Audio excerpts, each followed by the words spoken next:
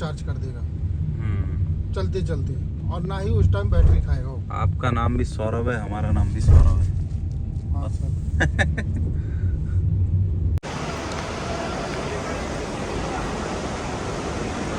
Hello, नमस्ते, सत श्री अकाल, आदाब। तो दोस्तों ऐसा है कि मुझे पता है आवाज़ कम आ रही होगी, बिकॉज़ मैं माइक लाना भूल गया गलती से, जल्दी में घाई में माइक लेके आना मैं भूल गया। तो मैं चाहता हूँ आपको बताना कि मैं कई दिनों से सोच रहा था कि आप लोगों को सॉरी बोलूँ, क्योंकि मैं वीडियो अपलोड नहीं कर पा रहा। मैं रिकॉर्ड कर लेता हूँ, एडिट करना और अपलोड करना थोड़ा मुश्किल सा हो चुका है। तो इस समय मैं मुंबई एयरपोर्ट पे हूँ। अभी मैं एक ऐसे देश जा रहा हूँ जहाँ के लिए हमें इंडियंस को कोई पासपोर्ट, कोई वीज़ा की रिक्वायरमेंट नहीं है। बट एयरपोर्ट से जा रहा हूँ, फ़्लाइट करके जा रहा हूँ, तो पासपोर्ट तो लगना ही है। बोलोगे AI का ज़माना है और इससे वीडियो अपलोड नहीं हो रहा, वीडियो एडिट नहीं हो रहा, और बोल रहा मुश्किल है। ऐसा नहीं है, AI वाला मेरे को करना नहीं है। और रही बात मेरा खुद का जो करना है, उसमें ना थोड़ा टाइम लग जा रहा है कि मैं कहीं ना कहीं बिज़ी रहता हूँ एडिट करने में, फ्री नहीं हो पा रहा है एडिट करने, क्योंकि मेरा ये ट्रैवल, मेरा पूरा बिज़नेस ट्रैवल नहीं है, उसके अलावा भी मेरा दूसरा बिज़नेस है। तो मैं बिज़नेस पे ध्यान ज़्यादा देता हूँ, थोड़े पैसे बचाता हूँ तो घूम लेता हूँ, ऐसा है। भाई कितनी तलब है इस बंदे को। आप देख रहे हो, वॉकर लेके चल रहा है, उचक उचक के चल रहा है, लेकिन सिगरेट मुंह में डाल रखी है। बच्चे को चिल्ला के बोला नहीं, तू इधर ही रुक, मैं जा रहा हूँ, तू इधर ही रुक।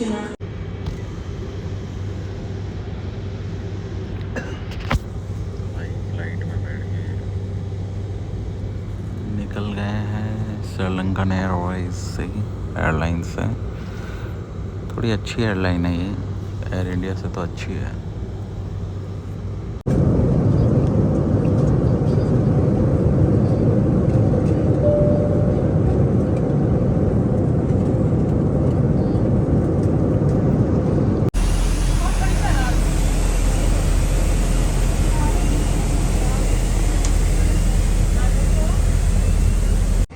तो भैया हम आ चुके हैं श्रीलंका, और श्रीलंका से जा रहे हैं काठमांडू। तो आप समझ सकते हो कि काठमांडू मतलब नेपाल। तो वो कंट्री है नेपाल, जिसका होता है वीज़ा फ्री, बिना पासपोर्ट के भी आप जा सकते हो। लेकिन अगर आप फ़्लाइट से जाते हो तो आपको पासपोर्ट लगता है। और मैंने श्रीलंकन एयरवेज़ बुक करी। मैंने पहले नेपाल एयरवेज़ बुक करी थी, जो कि मुंबई से डायरेक्ट थी। लेकिन मुझे लास्ट में एक दिन पहले मुझे मैसेज आया कि फ़्लाइट हो चुकी है कैंसिल, बिकॉज़ नेपाल एयरवेज़ का मैंने सुना है कि हमेशा ऐसा ही होता है कि फ़्लाइट कैंसिल हो जाती है।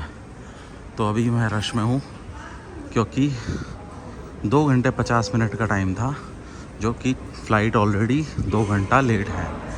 तो आई हैव ओनली 50 मिनट्स।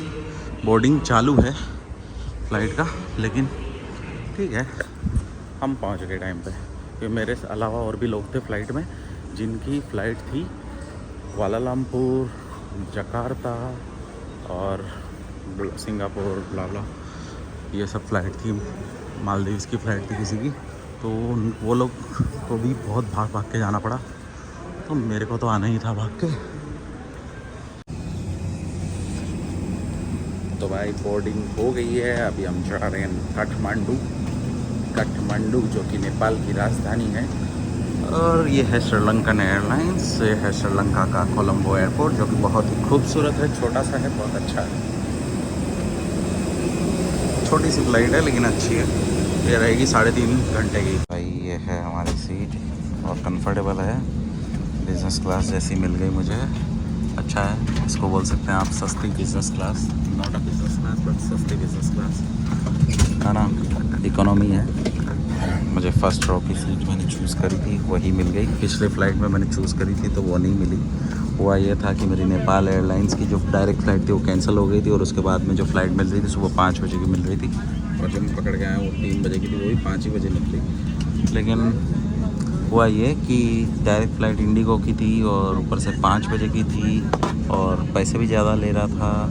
और प्रॉब्लम ये भी थी कि वो लेट भी पहुंचा रही थी, और ये वाली मुझे टाइम पे पहुंचा दी मेरी डेस्टिनेशन पे। और फ़र्क ये भी होता है ना कि आप रात में 3 बजे तक 4 बजे तक जाग लेते हैं, फिर ना मतलब ये हो जाता है, ज़्यादा पेशेंस नहीं हो पाता एयरपोर्ट जाके 5 बजे, मतलब कोई साधन नहीं मिलता जाने आने का, थोड़ा तकलीफ हो जाता है। तो ये बढ़िया था, तो श्रीलंकन एयरलाइंस मैंने चूज़ करा, ठीक है। तो वो सही है, सही टाइम पे मैं पहुंच जाऊंगा और एयरलाइन भी सही है ना, तो कोई दिक्कत वाला सीन है नहीं। हाँ, इंडिगो की जो थी वो डायरेक्ट नहीं थी सुबह 5 बजे, वो भी दिल्ली लेके जाती, मुझे दिल्ली लेके जाती, वो मुझे 5 घंटा दिल्ली में वेट कराती, वो मुझे दोपहर 2 बजे इंडिया टाइम पे पहुंचाती काठमांडू, और ये मुझे पहुंचा देगी 12:30 बजे काठमांडू, है ना। तो बेनिफिट तो इसी में है।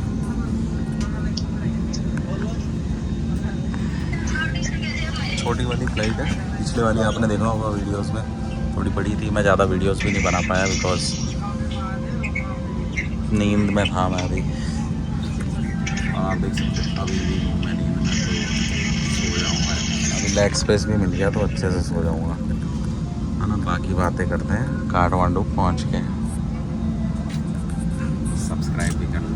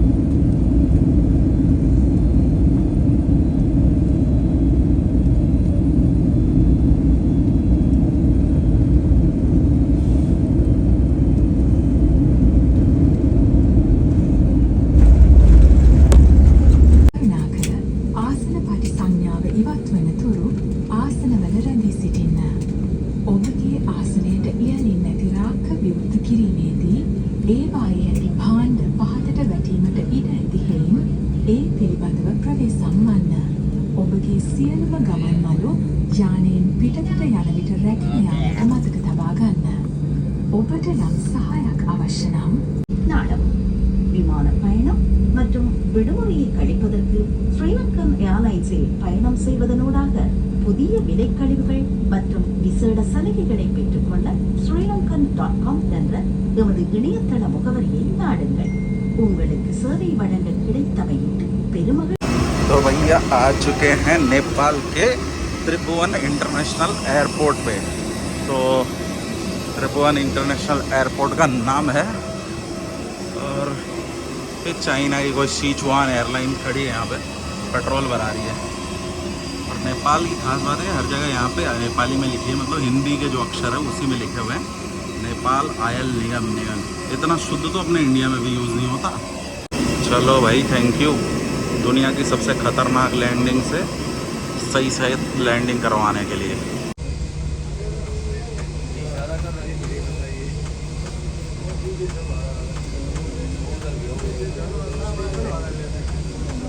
तो भाई बस से उतरते ही और एयरपोर्ट के अंदर पहुंचते ही बुद्धा जी की मूर्ति है इतनी बड़ी, और इसमें लिखा हुआ है Nepal the birth place of Lord Buddha. ये जी हाँ नेपाल ही है जहाँ बुद्धा का जन्म हुआ था। और वहाँ पे हिंदी में भी लिखा हुआ है नेपाल भगवान बुद्ध का जन्मभूमि।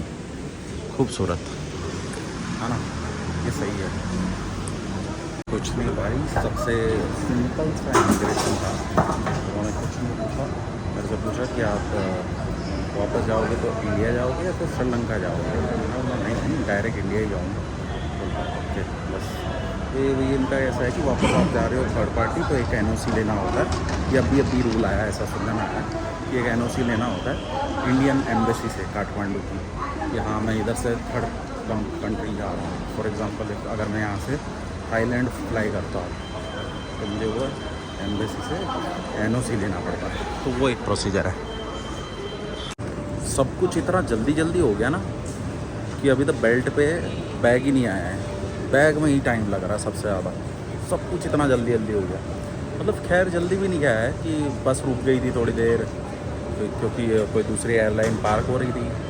छोटा है एयरपोर्ट है और ये बोलते हैं दुनिया की सबसे ख़तरनाक लैंडिंग होती है में से एक होती है, क्योंकि नेपाल की जो स्ट्रिप है लैंडिंग रनवे होता है वो बहुत छोटा है, तो हर किसी के बस की बात नहीं है। बहुत सारी दुर्घटना भी हो चुकी है यहाँ पे, लेकिन ठीक है हमारी एयरलाइन पहुँच गई। और भी आ रही है मलेशिया एयरलाइंस, कई सारी एयरलाइंस आ रही है, थाई एयरवेज, तो बढ़िया है। और यहाँ पे देखो नेपाल पे चलता है, अली पे और एक नेपाल पे ये चलता है अपने यहाँ पे चंगी पे, सिंगापुर में चंगी पे, गो कैश फिलीपींस का, तो यही सब है। थोड़ा चाइना इन्फ्लुएंस है नेपाल, आप देख लो। अली पे है ना, गूगल पे तो दिखाया नहीं, लेकिन UPI दिखा दिया। ये इंडिया का हो गया UPI, ये इंडियन हो गया अपना, और ये अली पे हो गया ये चाइना वाला। तो यहाँ थोड़ा है चाइना का इन्फ्लुएंस है, और चाइनीज़ लोग भी आते हैं यहाँ पे। चाइनीज़ सिटीज़न के लिए एक अलग से काउंटर है इमिग्रेशन का, इंडियन सिटीज़न के लिए एक अलग से काउंटर है, बाकी के दूसरे देशों के लिए भी अलग अलग से काउंटर है, और बाकी नॉर्मल सबके लिए एक ही है। पाकिस्तान से भी कई लोग आए थे, ये फ़्लाइट श्रीलंका होते हुए आई, तो वो लोग भी कई थे, मतलब 6-7 लोग थे वो अपने लिबास में, पाकिस्तानी लिबास में। तो पाकिस्तान वाले भी आए थे, तो वो लोग को शायद टाइम लगेगा इमिग्रेशन में, पता नहीं क्यों। थोड़े हाफिज़ सईद जैसे लग रहे थे दोनों, सारे 5-6 लोग थे। ठीक है, अपने को क्या है, तो ऐसा है। इतने सारे लोग, इतने अलग अलग देश से लोग आते हैं यहाँ पे। सबसे बुरा जो था ना, अभी मैं गया था टॉयलेट, एयरपोर्ट का टॉयलेट इतना गंदा, कोई स्टाफ नहीं है साफ़ सफाई वाला, और इतना गंदा स्मेल मार रहा है ना, जो मुझे ना मतलब सांस रोक के टॉयलेट करना पड़ा। और मतलब बहुत ही गंदा है यार, मतलब बोलते ना अपने यहाँ पे स्मेल भी गंदा मार रहा है, और चारों ओर कुछ भी ऐसे पड़ा है गंदा सा, और किसी ने सही से फ्लश भी नहीं करा होगा, ऐसा कुछ हुआ है। बहुत सारे गंदे मतलब बहुत ही गंदा। आज तक मैंने कोई एयरपोर्ट का ऐसा टॉयलेट नहीं देखा, लेकिन ये वाला देखा तो ये चीज़ थोड़ी गड़बड़ लगी, बाकी ठीक है। बड़े महिला यहाँ पर व्यवस्था दवाई का चेकिंग करना शुरू करें। यहाँ पे सिम कार्ड लेने के लिए, सिम कार्ड का प्लान है 7 दिन का 600 नेपाली। ऊपर मेंशन कर दूँगा नेपाली का प्राइस क्या है अपने यहाँ पे। 14 दिन का जो है 1000, मैं 14 दिन वाला लूँगा। और इनका बोलना है कि इंडियन करेंसी ले लेंगे, लेकिन इंडियन करेंसी में सिर्फ 100 के नोट लेंगे, 500 का नहीं लेंगे। तो मेरे को मजबूरन $20 एक्सचेंज करने पड़े नेपाली में, यही दूँगा। 100 के मेरे पास है नहीं। कार्ड ले ली, 100 रुपये एक्स्ट्रा लिया आंटी ने, पता नहीं बोलती है सिम कार्ड का 100 रुपये एक्स्ट्रा, 50 रुपये फ़ोटो का एक्स्ट्रा। तो सिम कार्ड पड़ा 1150 का, लेकिन फ़ोटो मेरे पास था तो मैंने सिर्फ 1100 दिया।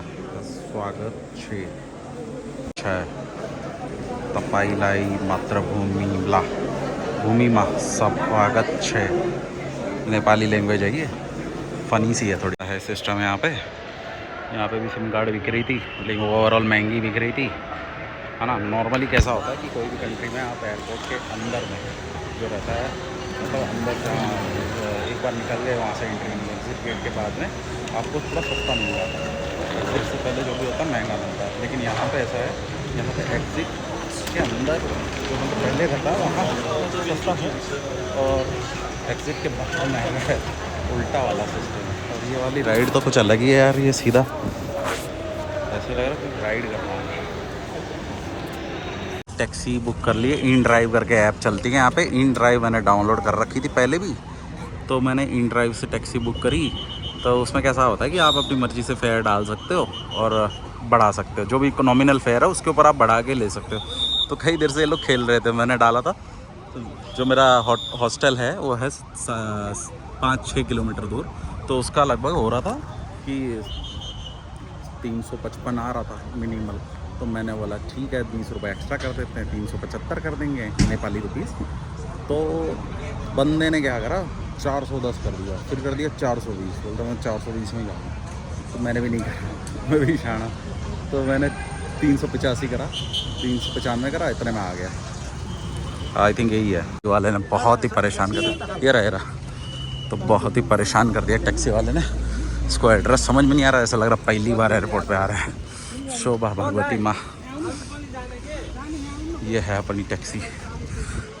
आप ही हो मन बहादुर? पिछले वाला मेरे को राम बहादुर मिल गया, पहले मेरे को राम बहादुर मिल गया, वो बोला मैं हूँ, उसके पास बैठा।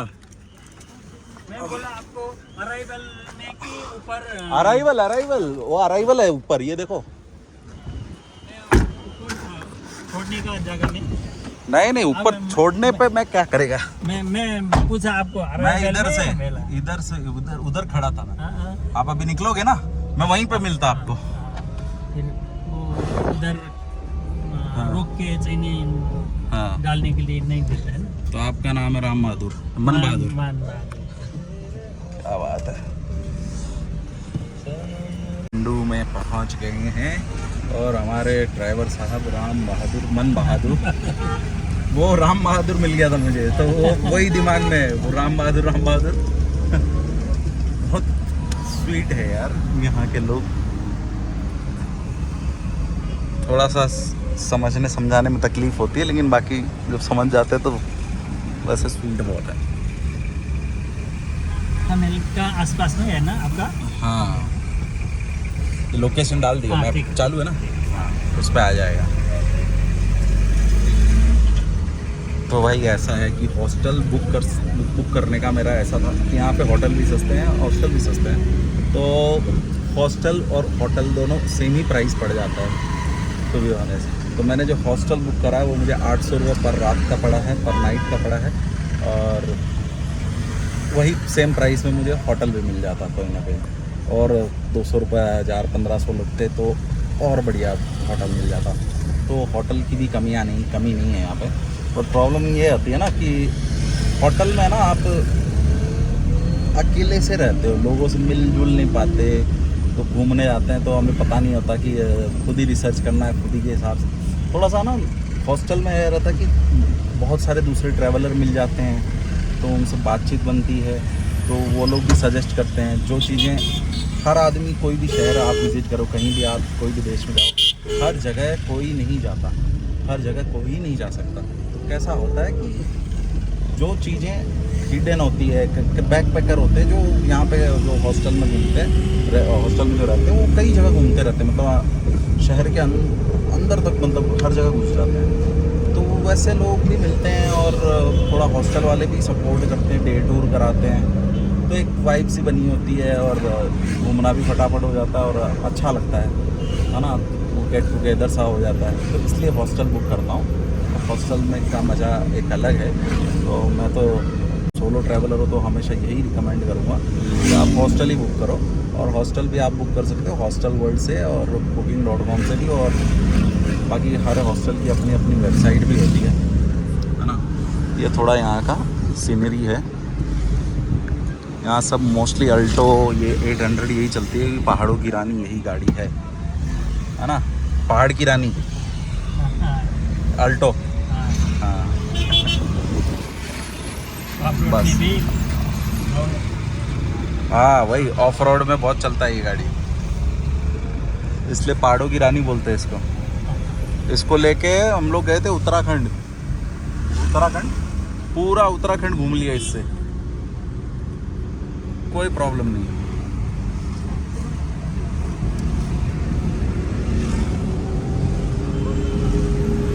तो मुझे कुछ ज़्यादा ही टाइम लग गया इमिग्रेशन के बाद में। एक्चुअली मैं काम में लग गया था, एक फ़ोन आ गए थे, तो मैं सोचा इंटरनेट का बंद हो जाएगा बाहर जाते ही वाईफाई, तो मैं फ़ोन पे लग गया था। तो फ़ोन पे लगने की वजह से मेरे को वो, आप वीडियो में देखा होगा, मेरे को है ना ये कस्टम वाले ने पकड़ लिया। वो मुझे देख रहा था कई देर से, फ़ोन पे बात कर रहा हूँ और मैं आगे नहीं बढ़ रहा था, तो मुझे आके पूछता है कि इधर से कौन सी एयरलाइन। मैंने बोला श्रीलंकन एयरलाइन से आया हूँ। तो बोलता है कहाँ से आए हो। मैंने बोला भाई श्रीलंकन एयरलाइन से आया हूँ, इंडिया से आया हूँ। तो बोला ओके, फिर कुछ नहीं बोला। फिर थोड़ी देर बाद जैसे ही मैं बाहर निकला तो मेरे को बोलता आप आओ इधर साइड में आओ। और मेरे साथ एक और लड़का था, मेरे साथ नहीं था, मतलब एक और फ्लाइट, सेम फ्लाइट में था चाइनीज़ के साथ। तो चाइनीज़ को कुछ नहीं बोला, चाइनीज़ का बैग उसके साथ ही था, और वो इंडियन लड़का था, उसको उसका पूरा बैग को निकलवाया। मैंने वीडियो में देखो आप कैसे दिख रहा, पूरा बैग खोल दिया, बिखेर दिया उसके कपड़े, और फिर पैक नहीं कर रहा था, मतलब वापस कपड़े नहीं जमा रहा है, हर छोटी छोटी चीज़ बताइए क्या। और फिर सॉरी भी बोल रहा है, बोला सॉरी। मैं बोलता उसको, बोलता कि मैंने बोला कि भैया आपको तो ये करना पड़ेगा, उसका बैग वापस जमाना पड़ेगा। तो बोलता सॉरी आई हैव टू, मुझे आपका देखना है। तो मतलब मेरा देख ले, मैं रुक जाता हूँ, लेकिन पहले उसका तो जमा दे। तो मेरा भी ऐसे ही करेगा, क्योंकि तो मेरा बैक पैक है, रैकशैक है। तो रैकशैक में कैसा होता है, ठूस के कपड़े भरे हुए होते हैं, एकदम जचाए हुए होते हैं। तो ये निकाल देगा सब, फिर उसको वहाँ पे खड़े होकर क्या उसको सबको रेडी करते बैठूँ, ठूस देगा वो। तो मैंने बोला नहीं आप ये पहले करो, और मैं बैग मैं ही दिखाऊंगा आपको। तो देख लिया, फिर बैग देख लिया, बैग देखने के बाद फिर बोलता है कि मैं आपका पासपोर्ट लेके रखा था उसने मेरा, तो पासपोर्ट की फ़ोटो खींच रहा अंदर, फिर वीज़ा के दूसरे पेजेस पे फ़ोटो खींचने वाला, सब स्कैन हो चुका है इमिग्रेशन में। मुझे क्या चाहिए भाई, सब स्कैन हो चुका है, लेकिन समझ ही नहीं रहा, मूर्ख आदमी था वो। सॉरी बोल रहा था, सॉरी बोल के ही चेक कर रहा है, और पूरा ये खोल के देख के। मैंने बोला क्या मिला, फ़ोटो निकाल रहा है। मैं बोला ये अलाउड नहीं है, पहली बात तो तुम्हें अलाउ, तो मेरे को दिखाता कार्ड में NCB हूँ। मतलब ठीक होंगे NCB, हाँ इमिग्रेशन में हो गया। बोलता और ये तो सारे वीज़ा सारे स्टैम्प्स का फ़ोटो क्यों खींच रहा है। तो बोलते ट्रैवल हिस्ट्री के लिए। मैं बोला अरे भाई मैं बॉर्डर से आता इंडिया से, आधार कार्ड में क्या ट्रैवल हिस्ट्री मिलती, समझता ही नहीं है। कोई थोड़े ना मूर्ख होते हैं, बाकी तो क्या ही बिल्कुल अजीब हो गया मतलब। और वो भी नेपाल जैसी कंट्री में इंडियंस के साथ अपने ही है, मतलब ये वो चाइना वाले को चेक भी नहीं करा, उसका तो कुछ बैग भी नहीं खोला। अब उसको पता है उससे बात करेगा, वो इंग्लिश में बोलेगा तो समझ में आएगा नहीं उसको, नहीं इंग्लिश आती नहीं हिंदी आती। तो कच कर रहा था, सॉरी इतना ही बोल रहा था, सॉरी। किसने बना दिया ऑफिसर यार, गजब आदमी था, दिमाग ख़राब कर दिया उसने। फिर मैं वहीं खड़ा रहा। फिर मैंने उसको सब करके फिर मैं वहीं खड़ा हुआ, मैं अपना काम निपटाया। फिर मैं गया सिम कार्ड वाली के पास। सिम कार्ड वाली ने बोला 100 की नोट ही लूँगी इंडियन की, 500 रुपये नहीं लूँगी। तो मैंने बोला यार ये तो बात गलत है, 100 रुपये कहाँ से लाऊँ, 100 की नोट ही नहीं मेरे पास इतनी। तो मेरे को मजबूरन $20 एक्सचेंज कराना पड़ा। $20 एक्सचेंज कराया तो मेरे को कुछ 130 पर डॉलर 135 नेपाली रुपए होते हैं। 135.7 की रेट से मिला, चल रहा 139 है। तो उसके हिसाब से मैंने $20 ही कराया। 100 की नोट दी मैंने, $100 की। मैंने बोला भाई चेंज दे दे मेरे को, 10-20 ऐसे दे दे, 50 के दे दे चलेगा। तो मेरे को खाली $20 का एक्सचेंज कर दे। तो उसने कर दिया। तो उसमें मेरे को कुछ आया, आप देख लो कैलकुलेशन, कुछ 2715 रुपये दिया उसने मुझे। ठीक है, 2715 रुपये में मैंने फिर उसको जब 1000 रुपये दिए उसके सिम कार्ड के, 14 दिन का अनलिमिटेड। तो बोलती है नहीं 1000 रुपये नहीं, आपसे 1150 होंगे। मतलब क्यों? बोलती है फ़ोटो में, वाला फ़ोटो में देता हूँ ना। मैंने देखा मेरे पास फ़ोटो थी पुरानी, कोई पर्स में पड़ी थी, मैंने वो दे दी। बोलती ओके। तो बोलती 1100 लगेंगे। मतलब अच्छा, अब 1100 क्यों लगेंगे? तो बोलती है 100 रुपये सिम कार्ड के। तो मतलब ये 1000 रुपये किस चीज़ के ले रहे हो? वो आंटी भी अजब ही गजब थी। ऐसे ही एक वो कोई फॉरेनर थी, रशियन टाइप थी, पता नहीं कौन थी, गोरी थी। तो वो एकदम आई थी साध्वी बन के, साध्वी कपड़े में। वो हिंदी बोल रही थी, बहुत प्यारी हिंदी बोल रही थी। उसको भी इंडियन करेंसी नहीं लिया, उसको भी एक्सचेंज करा के बेचारी को आना पड़ा डॉलर से। और वो भी हिंदी बोल रही थी, उससे भी पैसा एक्स्ट्रा लिया। मतलब चलो ठीक है, लेकिन ठीक है, वर्थ इट था। क्योंकि बाहर निकला तो पता चला वही सिम कार्ड 1500-1600 का दिख रहा है दूसरी कंपनी का। तो मैंने बोला चलो ठीक है, 1100 रुपये में जान छुटी, ख़त्म हुए, है ना। तो ये सिनेरियो रहा। और बाकी यार ये है, देखो छोटी से नाला है कि नदी है पता नहीं, हम तो नाला ही बोलेंगे। फ़िलहाल तो मुंबई में ऐसा ही पानी भरा था। और ये छोटा टैक्सी, यहाँ का टेम्पो, सवारी भर के जाती है इसमें। माली कर दिया। क्या शानदार गाड़ी चलाते हैं आप। कितने साल से चला रहे हैं आप गाड़ी? हाँ,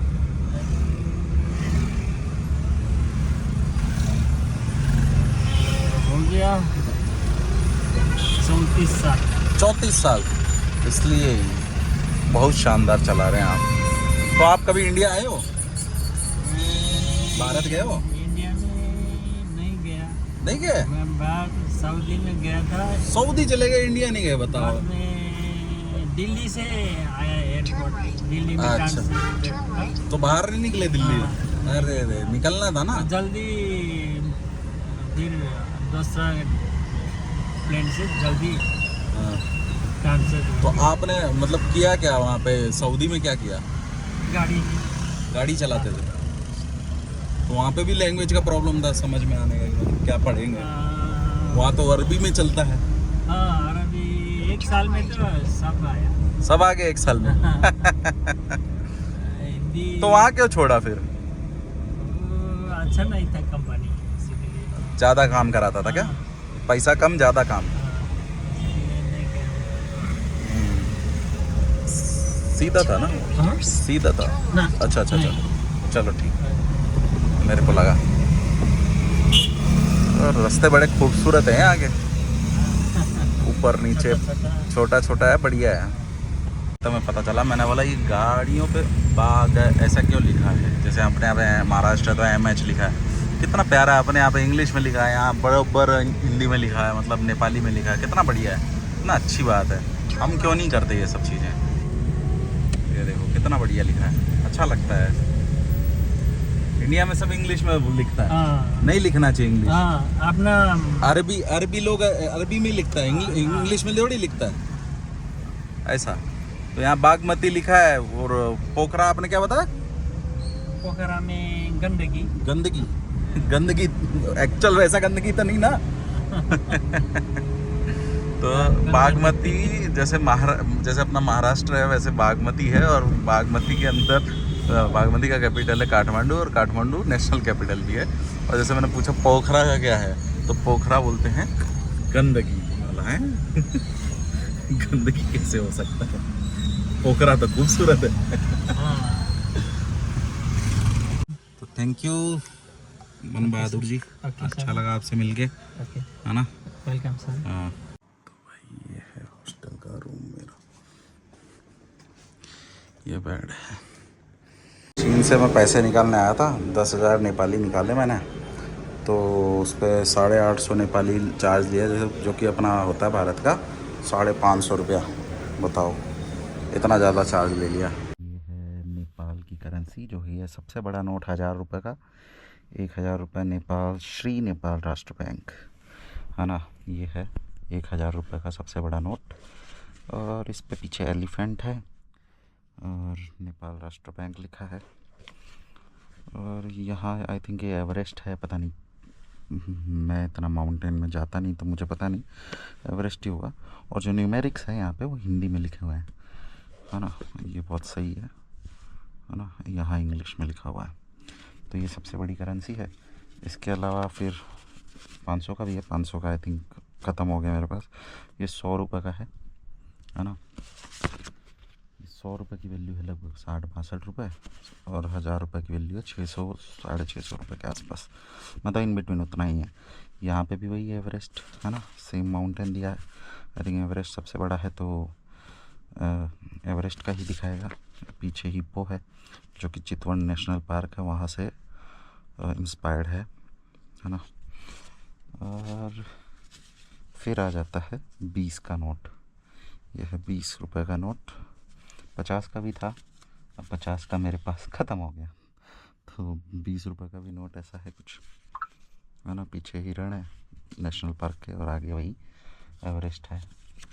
5 का नोट, 5 रुपये का नोट, इसमें भी वही एवरेस्ट है। यहाँ पे आई थिंक पीछे बैकग्राउंड में कुछ टेम्पल वगैरह दिया है। और ये है याक, जो कि नेपाल में बहुत पहाड़ी इलाकों में याक बहुत दिखती है, नज़र आती है ना। और याक को यहाँ पे खाया भी जाता है, जब ये सब काम की नहीं होती तो इसको पका के खा भी लेते हैं। तो ये है 10 रुपये का नोट, इसमें पीछे वही है 12 सिंगा होगा, तो वही माउंटेन, तो ऐसा है। तो ये है नेपाल की करेंसी।